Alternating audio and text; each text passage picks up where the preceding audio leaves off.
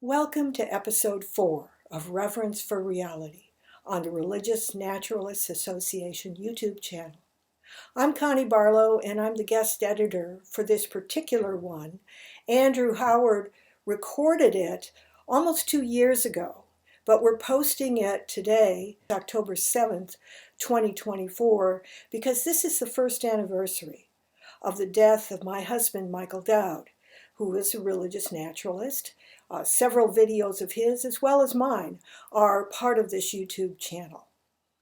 And yet it needed a special introduction by me because it began as a private Zoom get-to-know-you conversation that Andrew recorded, and I've given my permission to be used.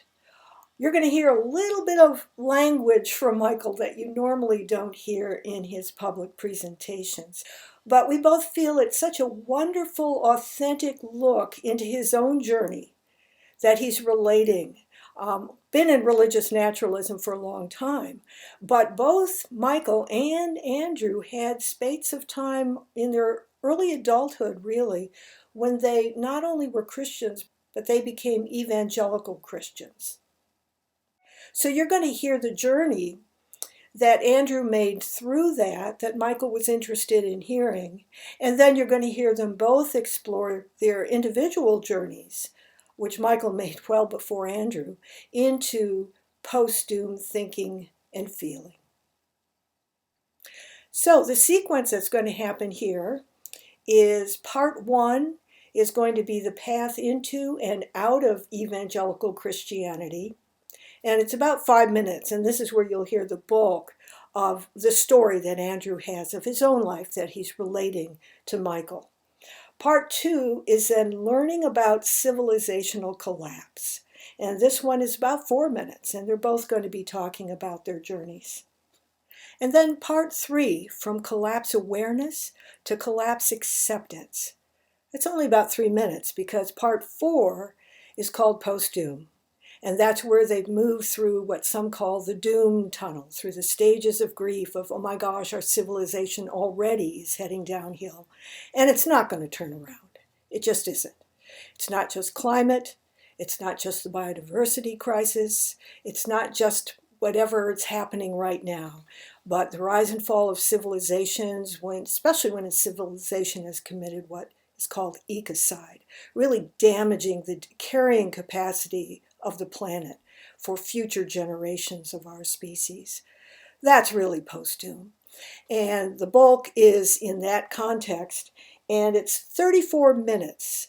They're going to be back and forth discussing that. And that's the part that Andrew and I felt was just so important for people to hear, where Michael's not presenting, but they're just talking like two adults. It's really precious. 34 minutes. So let's get started.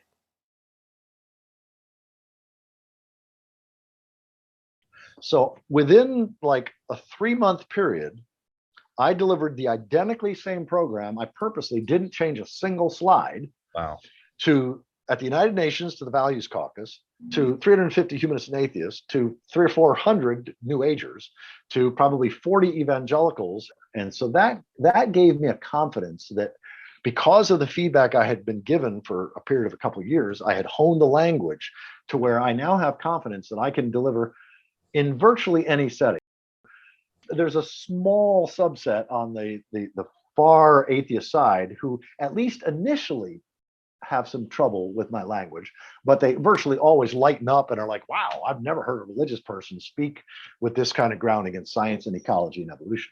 Because they realize you're not talking about God in the sense he's going to punish you. you. Yeah, I'm talking about reality with a personality, not a person. This is the label I'm giving to reality. Exactly. Exactly. Yeah. Life personified, I hate text-based communications because it doesn't carry nuance, it doesn't carry feeling, it doesn't carry the back and forth. So I almost always prefer something like this or FaceTime or whatever to email or text. And I don't have any pressing engagement. So feel free to take your time. And what I'd love is I'd love to get you. I'd love to get what's important to you, what's most important to you, what your deepest, most passionately held values are, what your basic worldview is, and how you came to it. Like, how did you grow up? What was your philosophical or religious worldview growing up? And how would you describe it now? So any of that, and also just like what you're passionate about. I guess there's a little bit of background on me. I didn't really grow up in necessarily a religious family. You live in America, you're just kind of the default is Christianity of sorts, and like at least in Easter and Christmas and whatnot. And so as far as my background goes, as far as like religious upbringing, I didn't really identify as a Christian. Like I remember one time when I was a teenager, I asked my sister, like, are we Baptists? Like, I don't know, like whatever this means.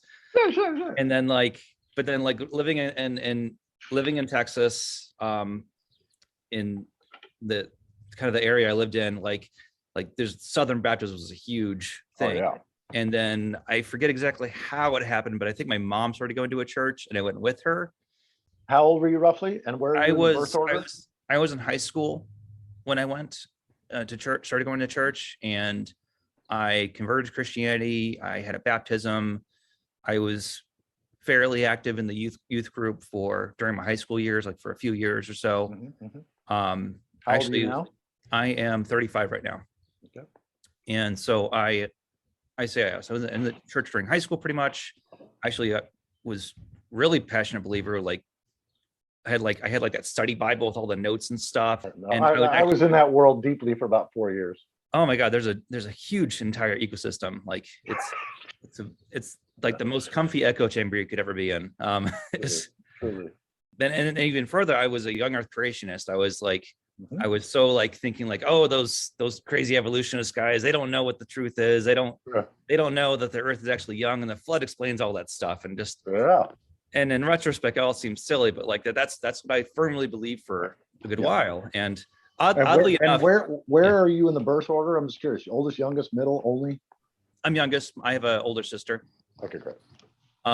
So and she was never really involved with that church. It was kind of funny because I was actually having chats with my biology teachers in high school about evolution, and they did the whole thing where it's like, I'm in Texas, so I'm not going to say anything. I'm just going to entertain this guy, but also he's making straight A's, so it's okay. Yeah, right. Just learn what I'm teaching. You don't have to believe it. Just, recite it on the test. I'm happy. I forget exactly how it happened, but eventually I started having doubts, and like what really I think happened is that I kind of realized to myself that I was mostly believing in Christianity because I wanted to. Because I didn't want to believe in the alternative in regards to death and meaning and all that stuff. And so, and then I just kind of. And at that time, you did interpret that there was basically just two alternatives. Yeah, pretty much. It was like, okay, either you're a Christian or you're an atheist, and everyone who's not a Christian is going to hell, and that's it. And I kind of just when I realized that the biggest motivator I had for believing it just because I wanted to, I was like, that's not good enough reason. And I think it just around that point, like it was just like it's just kind of melted away, and it wasn't like an overnight thing. It's just kind of like a gradual thing, and and truth be told, it kind of coincided with me going to school. But you leave that bubble, that little community that's always reinforcing these things, that unquestionably believes these things, and when you're just kind of left on your own and you don't firmly believe it, then it's kind of goes away. And so I was really bothered for a while, just kind of depressed about like, oh my God, I'm going to die. There's no meaning to anything. I'm just a bunch of pond scum. For the longest time, then I identified like, oh, I'm an atheist. And like, I was thinking about how much like, oh, these guys, these Christian guys, they haven't thought about this, haven't thought about that. And like, almost like the same conspiratorial mindset I had when I was a creationist towards people who believe in evolution. Right. And really, it's just my tendency towards to have that thought pattern. I started to notice that recently. I can relate. Yeah. And so it's like whatever team you're on, you're like, oh, those guys, they don't know, even though you're just on the previous team. And what was this in the mid 2000s, roughly? What time frame we're talking about? I'd say I stopped believing around 2005 or so. Yeah. And I started to kind of identify as a humanist, just kind of like as a pro science, pro nature. Right. Viewpoint of humanity that still finds significance in Homo sapiens on this planet. But even then, like, I guess I didn't really give it a whole lot of thought, really. And then fast forward to less than a year, like mostly the summer of this year, I started reading through. Ever read Jim Bendel's Deep Adaptation? Yes, I know and love Jim. I interviewed him for my Postdoom conversation series, and yeah, I read his thing back in 2018, and I've actually audio recorded not only the deep adaptation paper, but probably about 24 other posts of his. So you're very familiar then, I'd say. Yeah. I had known about climate change since I was in junior high. Like I had known about it forever. Like it always been there, kind of on the periphery. It was always like, oh, we got this thing on the side. That's kind of a problem. We should probably think about that at some point. And then like I read his paper, and it's just, some people have criticized it as being too alarmist, but like it just really clicked. It's like, no, humans are animals that live on a planet that have evolved to live within a certain conditions, and we are changing those conditions. And then if you are any species and your ecological niche evaporates, you may be soon after. Exactly. And I don't know, I'm trying to process all this. Sure. Well, who else have you been exposed to in the world of collapse, both biospheric collapse and civilizational collapse, abrupt climate change, 10,000 years of climate change in half a human lifetime? Like, who else have you read in this sort of more doomy or, collapse oriented or abrupt climate change oriented world? Are there other authors or videos or podcasts or blogs that you have found valuable? I've ended up on your videos, really. I came across the Serenity Prayer video, basically just the top 6 or so on your YouTube channel. Like I've seen those, and like from there I've kind of like I've been on Reddit a lot. There's a whole like collapse subreddit that I think you've posted on before. I'm very engaged. There are only 2 places I check pretty much daily, just to see if there's something I want to contribute and if there's something I can learn. One of them is Climate and Economy. Justin Panopticon's, that's a pseudonym. His actual name is Harry Gibbs, but he has a news aggregate site called climateandeconomy.com. And he has 20 to 25 short, like a picture, short paragraph, and like a quote or something from the article. So I just by taking 10, 15 minutes, not even 15, usually 10 minutes, just scanning and reading that without ever clicking on him, I get a great overview on Monday, Wednesday, Friday of climate news worldwide, and then Tuesday, Thursday, Saturday on economic news worldwide. And it's my favorite way to get the big picture globally without spending a lot of time. So I do that every day. He doesn't post on Sundays. And then I also check Reddit collapse. Every day I check, and I don't even check on sort of, I check on new. So I want to see everything that's been posted in the last 24 hours since the last time I checked. Things, just everything posted. Yeah, exactly. Nice. No, I'll have to check out that site then. This is why I'm recording conversations, so I don't miss details like that. Exactly. Yeah. No, you'll find value in Climate and Economy. I saw your video on the new Serenity Prayer, and like it's like you had put words to what I was already had believed, and I didn't even know the words yet. Mm-hmm. I said in the email, like, thank you, pretty much, because like it's crazy, like how sloppy and ineffective and misconstrued language can be, but like it's all we have to communicate. So it's incredibly important to find the right words for what your emotions are, what your beliefs are, because then once you get words, then you can actually reflect on them and mature them and express them. Let me just pause you just for a second. First of all, I'm grateful. I'm honored. That's one of the reasons why I suggested that we actually have a live conversation, not only because you're local, but more importantly, because you've invested the time to watch some of my stuff, some of my most recent stuff, which I think consider some of the better stuff, shorter, but also given your background, now that I'm learning, it's like, wow, this is, I'm grateful. The fact that you've had sort of a non-religious upbringing, went through a period of deep devotion and commitment to a Christian biblical worldview, but then ultimately emerged out of that and have been pretty solidly grounded in a scientific, evidential, non-theistic or atheistic, like, non-supernatural, let's say that, worldview, and probably very comfortable with language of atheism, as most people are, who aren't religious believers. And for very selfish reasons, I now have even a greater desire to have you as part of my external brain this season, the winter that just began a half hour ago. Okay. And the reason is because the reason this is here just through the winter is because what I feel, to use religious language, called, but compelled, inspired, like motivated to work on for these 3 months is a fleshing out in a far more well thought out, well articulated way, a radical reinterpretation of the Christian mythic world, the Christian mythic language and story, because I believe interpreted in a totally science-based, evidential, ecological, evolutionary way. And all of those are sacred for me: evolution, ecology. When you were saying before, for me, evidence is modern day scripture. Yeah. And for me, God is a mythic name for reality. So what is reality revealing to us? Because I'm going to be speaking some pretty radical stuff and potentially upsetting. I mean, it wouldn't be upsetting to a progressive or liberal Christian audience, because most of them have given up sort of supernaturalism, or at least sort of have a wishy-washy approach to it. Yeah. But some of them are still very much into, I mean, even the word itself, progressive. Some of them haven't let go of the idea of progress, in some form or another. And so I'm going to be challenging that in the most stark way that I can.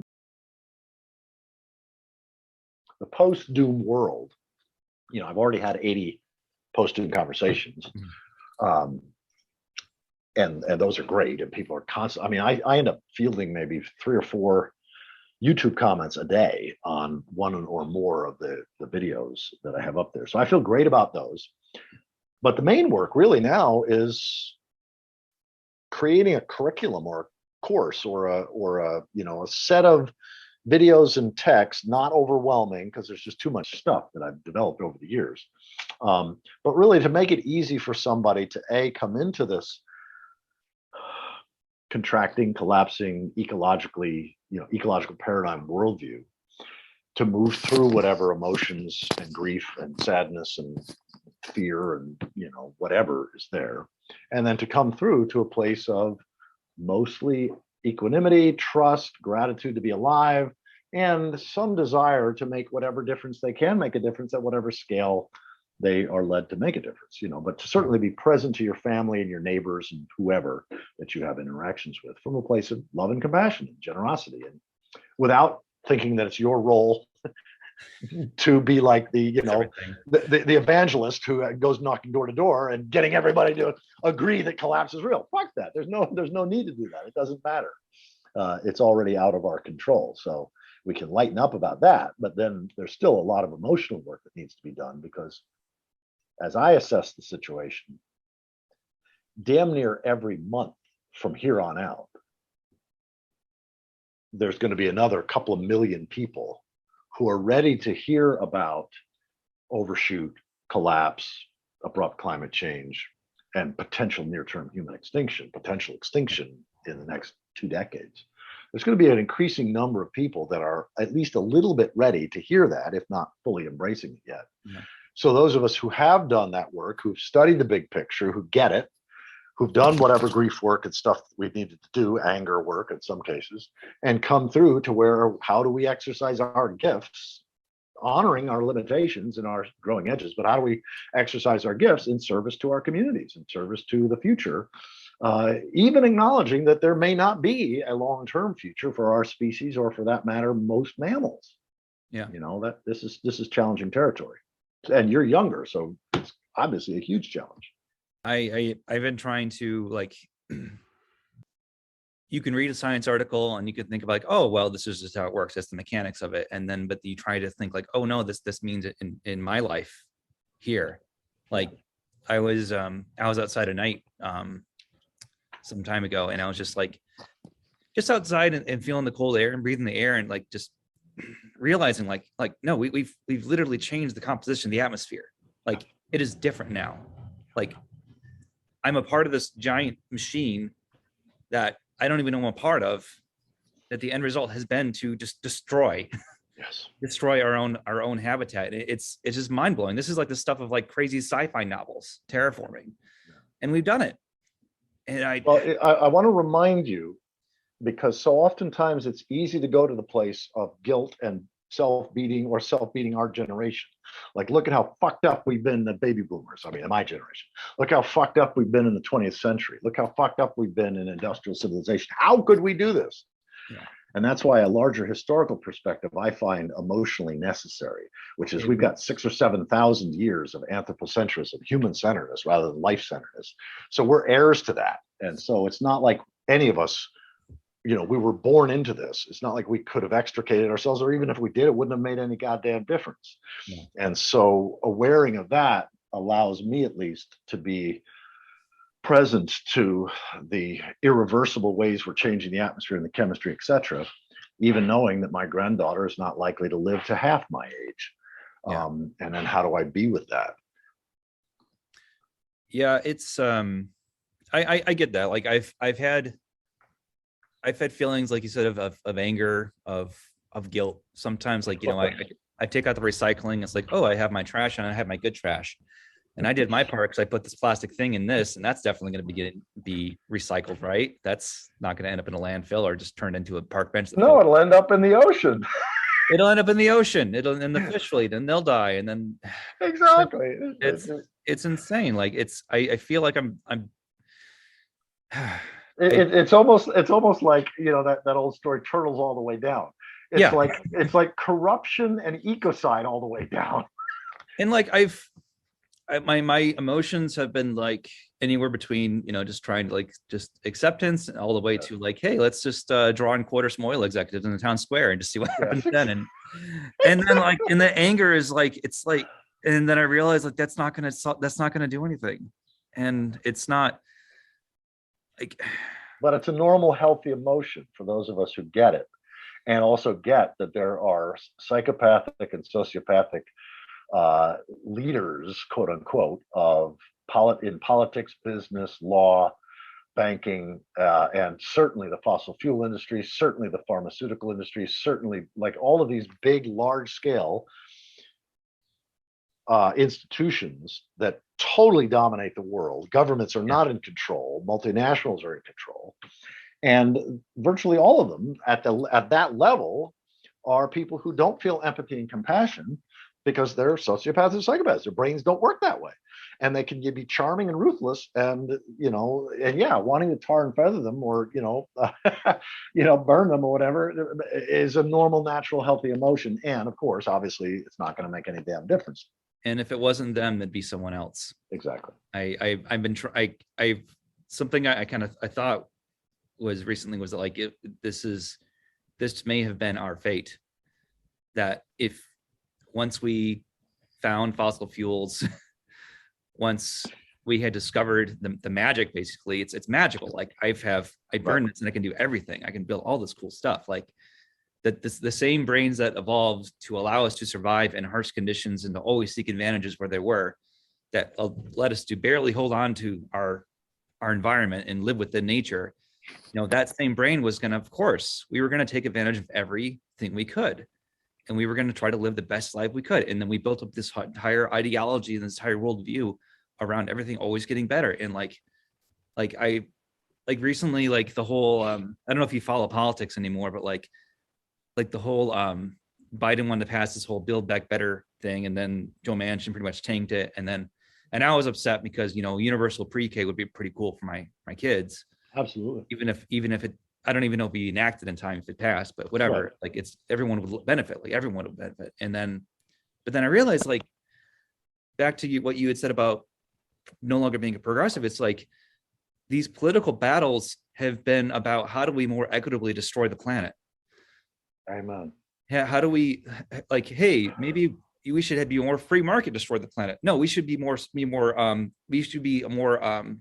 equitable. We should share more how we destroy the planet. It's insanity. Like I can't even I was really involved in the election because, just mostly because Trump and whatnot. And then after that, it's like, I'm thinking like, my God, like even if they could do everything they wanted to do, everything I voted for, even if all that came to pass, like it's not, this is not going to last. Like you could make all these moral arguments you want about like, oh, we should have universal health, we should have this education. Like, yeah, that'd be great. And then it's like, it's not going to happen. Reality itself is not going to allow this to happen. Like it's all going to fall apart. Like I started reading William Catton. Overshoot. Yeah. And even if climate wasn't a thing, even if we weren't polluting the oceans, acidifying the oceans, burning every forest we can find, the very drop in return on energy on oil, gas, the increasingly difficult of mining resources, like that alone would have led to this collapsing. Exactly. And then at least in that scenario, we would just be back at the situation we were before the Industrial Revolution, where it's like, okay, well, I guess there's a billion or so of us and we'll just be farmers. But we're not going to go there because we've destroyed that world.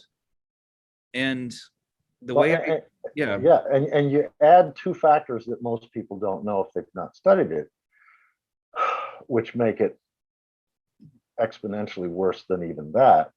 One is the aerosol masking effect, or the global dimming, that actually it's our particulate pollution that's already keeping the Earth almost a degree centigrade or Celsius cooler than it would be without it. So if we could somehow miraculously stop emissions like overnight, the Earth temperature within a matter of a week or two would skyrocket another degree Celsius. So that's in itself. And then you combine that with how dependent we've become on electricity and electric grids.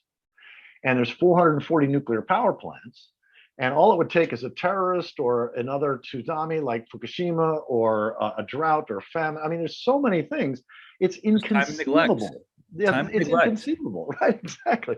So then how do you stay present as a parent and as just someone who's, still young and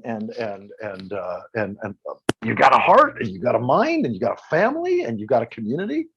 And how do you stay present to your best self and contribute as positively as possible in the midst of shit that could easily lead you to want to just drown yourself in drugs or alcohol or whatever, porn or whatever would be a distraction, whatever coping mechanisms you developed since a teenager to deal with painful emotions when your kids go to bed. That's part of why I've created these Postdoom no gloom conversation series, just because we need to support each other. There's nothing wrong. It's pretty natural. I've entertained the idea of like, maybe I should try to talk to more people about this or give presentations and stuff. And like, then I wonder like, well, what am I trying to achieve here? Yeah. What would be the goal? Is this just a therapy session for me that the participants are just unwitting therapists by letting me talk to them?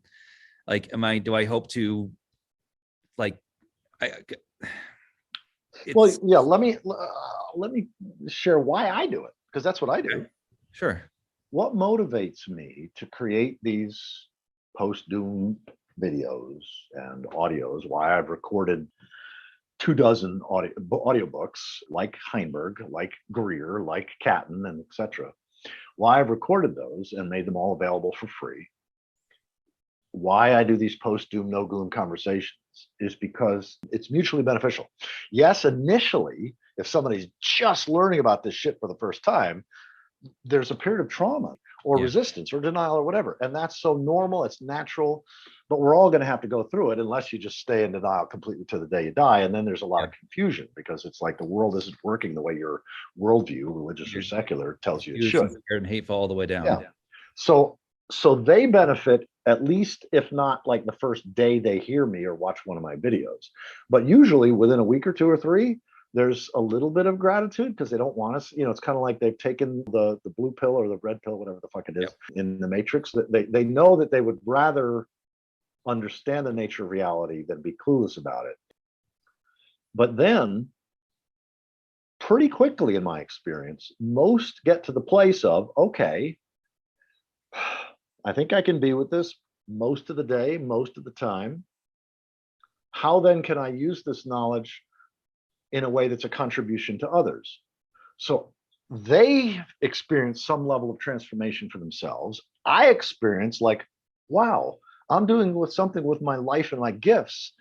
Yeah. Like I get something, I've sometimes am moved to tears by conversations like this, by the feedback that I get from people when they send me emails or YouTube comments. I read it aloud to Connie, and sometimes I'm moved.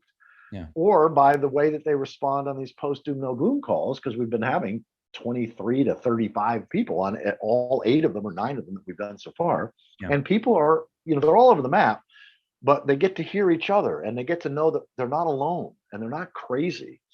And we start sharing best practices. Like, well, how do you're a parent, I'm a parent. Like, how do you talk to your kids? Or do you even bother trying to talk to your kids? Because, in my opinion, it does a great injustice to lay too much on children too early.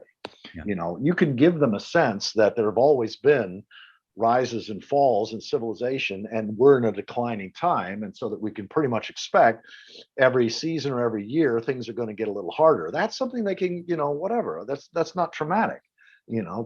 Talking about extinction without even having no concept of extinction is like that. I don't even know what death is yet. That's cruelty. Yeah, exactly.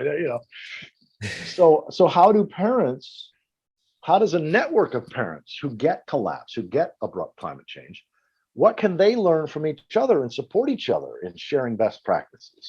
Because obviously with a granddaughter that age, I'm like mega emotionally involved in trying to find ways that my gifts can be of support to other parents, especially, but grandparents as well, who have kids that are, say, under 10 years old. It's to use religious language, it's holy work. And I have as you probably know, I have no supernatural, otherworldly beliefs whatsoever. I'm an entire religious I get what you mean by the language. And I, to be honest, I feel like, Christians don't own the words. They don't own the language. Exactly. Why not use them as you feel that they should be used? Exactly. And maybe that's a rhetorical trick or maybe whatever, but like the language matters. Well, yeah, it's a rhetorical trick. It's interesting because even the word manipulate, it means to skillfully handle. And to skillfully handle language is to recognize that languages are symbolic languages are symbols, and they cause our thinking and feeling to direct in a certain way.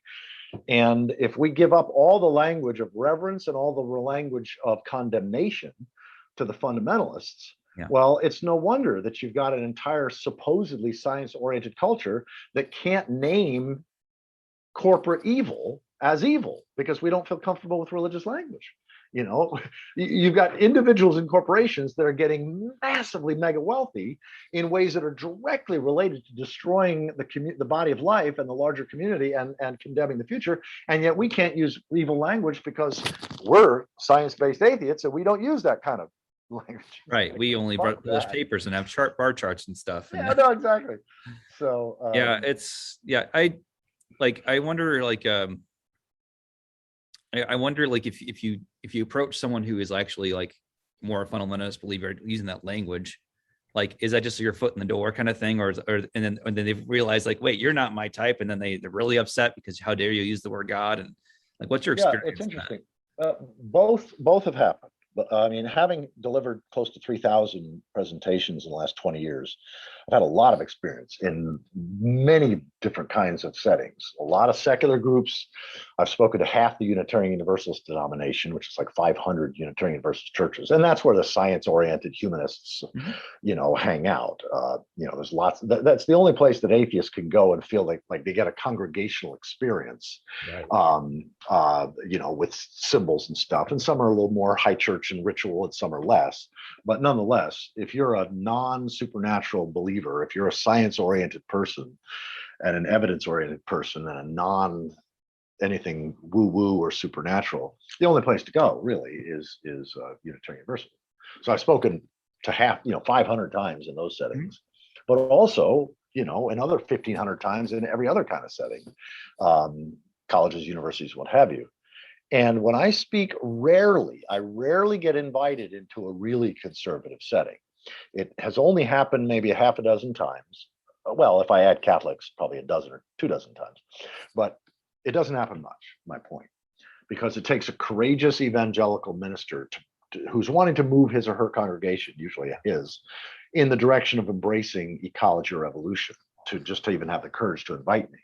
Yeah. Um, They could easily just say like you are speaking for Satan, and then they yeah, keep it going. well, yeah, and some do, but those who have interacted with me usually like they I don't fit into the mold. I don't, I'm not a Richard Dawkins or Sam Harris or I'm not, I don't speak like that, even though my worldview is somewhat similar, although most of them are still into the religion of perpetual progress. But I know Christian language, not just in an abstract sort of limp dick kind of way, but in a Pentecostal, charismatic, evangelical, get people saved because they're going to go to hell kind of way. Yeah. So when I use religious language, but clearly I'm meaning something very different, they can't argue with me very well because I've been in their worldview. I can stand toe to toe with them, but because I'm not trying to fight them, because I'm not in a combative stance, I'm in a more seductive sense. I'm in a more like, well, can I offer this way to think about it? The way you're articulating is this. Here's another way to interpret that, and they're sort of left flat-footed because they've never had anybody offer that way of thinking about it. And there's some allure. There's some like, holy smokes, there's something there, but there's also resistance. So it's all over the map. And every individual person has their own beliefs about these things, and they're very personal.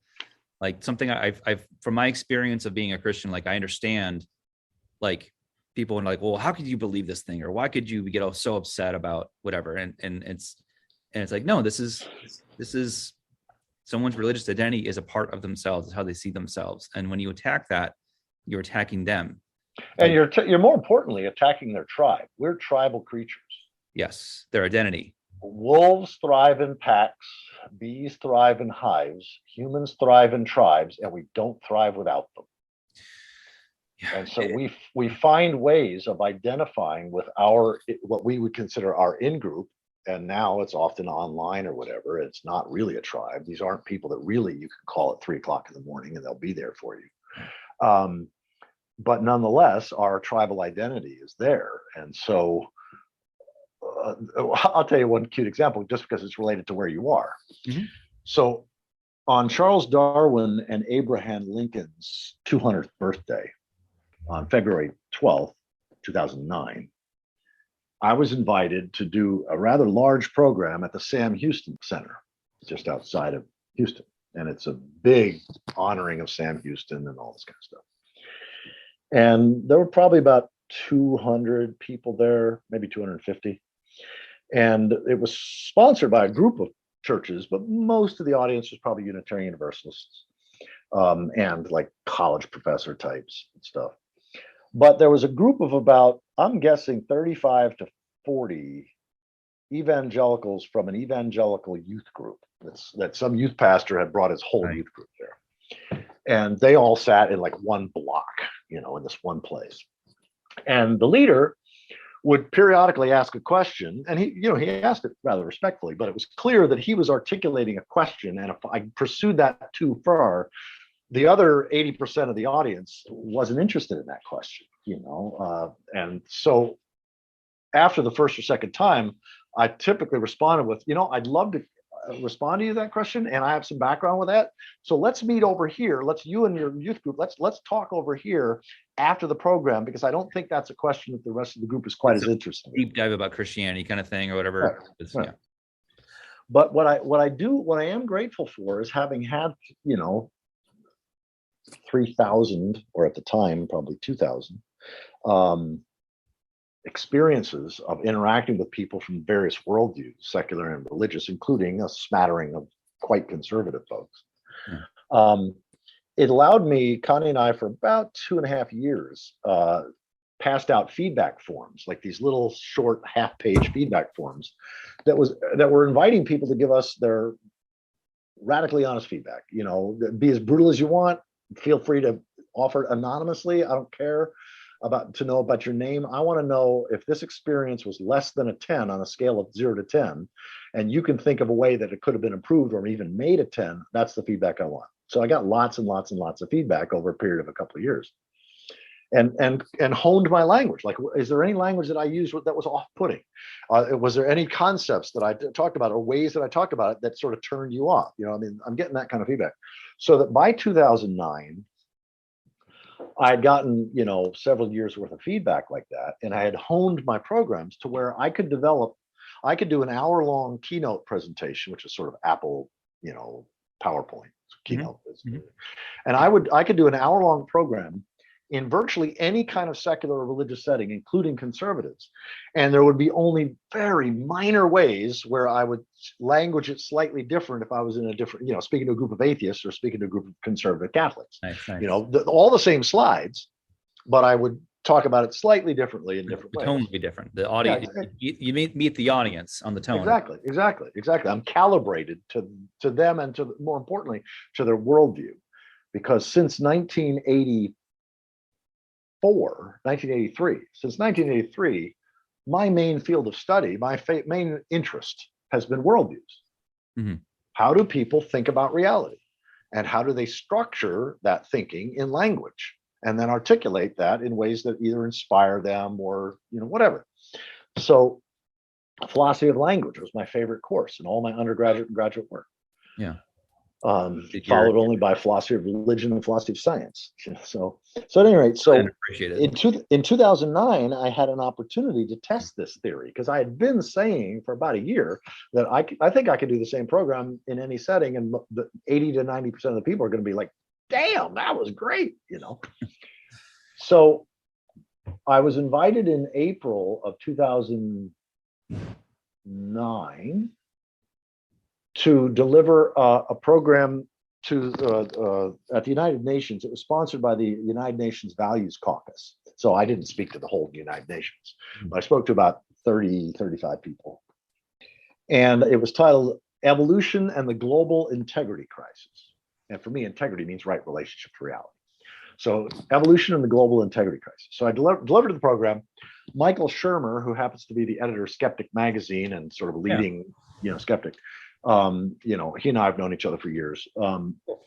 I sent him the link to the audio of that presentation because I was pretty pleased with it.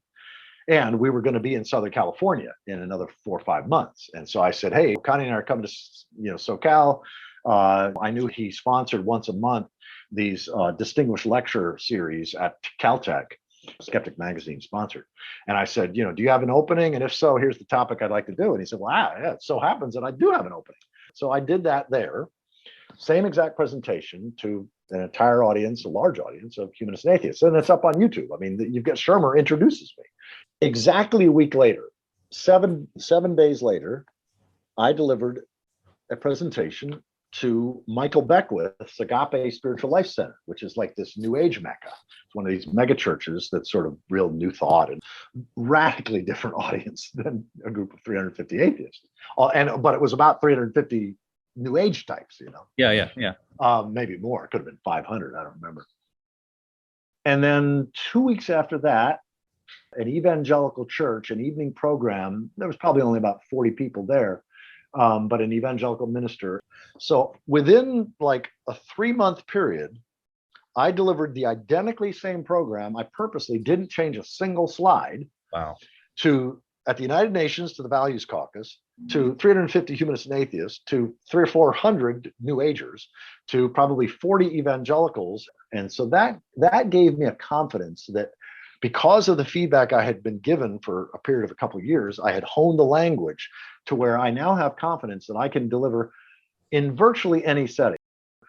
There's a small subset on the far atheist side who at least initially have some trouble with my language, but they virtually always lighten up and are like, wow, I've never heard a religious person speak with this kind of grounding in science and ecology and evolution. Because they realize you're not talking about God in the sense he's going to punish you. Yeah, I'm talking about reality with a personality, not a person. This is the label I'm giving to reality. Exactly. Yeah. Life personified, But then those on the more really stark end, the far religious right, who believe that evolution's of the devil, all the evils of the world could be attributed to Darwin, the earth is 6,000 years old, blah, blah, blah. They don't invite me in the first place. I don't ever get a foot in that door. But there are a growing number of those people who get collapsed. Now, many of them interpret it through the lens of Jesus is coming back, the end of the world's going to happen, just like the Bible says, who cares about the earth 100 years from now? There's not, so I don't have any interaction with that world, really. Yeah. Yeah. But to those who are troubled by our predicament, who realize that the future is not going to be like the past, that progress is a myth, that hard times are coming and it could get real hard real quick, and that whether there are any human beings 50 years from now or no human beings 50 years from now is probably outside of our control. So it's not like, we're all supposed to become super activists. Everyone buys solar panels, problem solved. Yeah, exactly. Solar panels and wind turbines. But that's where most Democrats still are. That's where the whole political left still is. That's what I've been disillusioned with lately, because like I said before, it's like, even if all these things were passed, like, it's like it maybe better a little bit, but it's how fast are we careening off a cliff? You slow down a little bit. Oh, perfect. We solved the problem. Like, yeah. There's no way I would try to even attempt to say anything totally positive, totally negative towards any of that. Yeah. But in terms of the slowing down of this delusional idea that we can still save industrial civilization and our species if we all just radically and fast and with World War II like mobilization shift to so-called renewables and green technology and green energy. All that does is exacerbate overshoot. All that does is actually make it for any humans that do survive this bottleneck, which could very well be the case, and certainly other species, and that's just going to make things catastrophically worse. Yeah. So because we're just going to accelerate the resource consumption. Yeah, exactly. I mean, the free energy, fusion power, whatever would be the absolute worst thing that could happen to any species other than humans, and to any humans that could potentially survive this bottleneck. All we'd have is this rapacious, human-centered mindset. So the only thing that you said in this whole conversation that I would want to gently challenge, is the idea that, and you didn't use this language, so this may just be a matter of my interpreting it. That's fine. Inaccurately. But there are many people who are science-based, humanist, atheist, free thinkers, science-oriented people who, until perhaps recently, sort of just assumed technological progress and human social progress and whatever, that have bought into another delusion that I think is huge, that I've just spent too much time in the last 8 years. And that's the idea that we're just an ecocidal species. We're just an ecocidal ape, that all cultures, including indigenous culture, are just as bad as us. And so therefore, we're just fucked up from the start. Yeah. And so you didn't say that, but I would challenge the idea that being human with self-reflexive consciousness and tool-making ability necessitates that we destroy the future. There are just too many thousands of examples over 90% or more of human history where we were able to live in place without destroying the place. We were able to live in place for long periods of time without destroying the place. But was that intentional, or was it because existence was so hard that we weren't allowed? It was radically intentional. It was basically, it usually came for, like, let's just take the indigenous of this continent. It took place after those came over from Beringia and wiped out all the big mammals with spear chuckers, because here for the first time in Earth history, a small primate could kill at a distance. There's no animal that can kill at a distance. So as soon as we were able to do that, these other big mammals, the mastodons, the mammoths, all these things, they didn't know to run from this puny primate. So it didn't take long.